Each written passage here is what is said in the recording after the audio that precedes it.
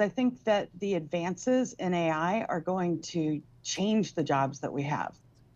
If you think about the jobs in 1920, 100 years ago, 30 to 40% of the US workforce was in farming and 30% of the workforce was in manufacturing. Today, only 1 to 2% are in farming and 8 to 10% in manufacturing, while 80% are in services. So I think it's a good thing, but I do think that organizations have to be thinking about reskilling their employees. So some jobs go away, and then is there an equal amount of new jobs that are created that reskilling can help those people who lose their jobs because of AI can now fill? Or are they going to be completely different? Okay. Yeah, I think the jobs will be different, and I think that we have to think about jobs differently. Just like if you were living 100 years ago, you'd have to think about jobs differently if you were transported to 2024. So how ugly, though, or uncomfortable is that labor transition going to be? So I understand you could do reskilling and get people to fill some of those newer jobs that are now needed, but sometimes I don't know, like how uncomfortable might that be? Especially if you're somebody who loses the job.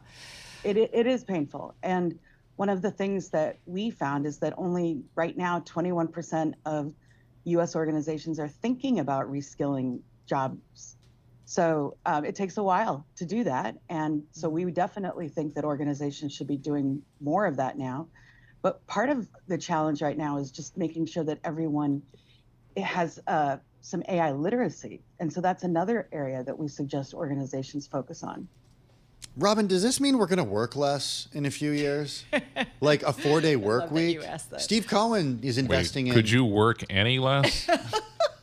Wow. You had that coming. John Tucker is so rude. You know, I'm working double duty today, John. Exactly. That's tough. The world's smallest violin comes out. Okay. All right. Enough from you. Can we turn his mic off? Yeah. Robin, I'm more interested in what Robin has to say about this. Truly, though, the reason I ask is because Steve Cohen and co are investing in golf because they argue that, you know, we are going to be working less and playing more golf. Not at his firm necessarily. No. But others. Elsewhere. Thank you. Yes. Elsewhere. What say you, Robin?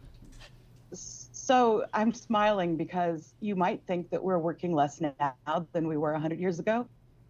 But because of technology, we can work 24/7. And so I do believe that there's a huge risk of burnout if organizations expect their employees to work all the time. So at the same time that organizations are thinking about doing more with less, fewer people, you know, we actually found in our most recent survey that 45% of organizations said that they had restricted hiring in the last 6 months.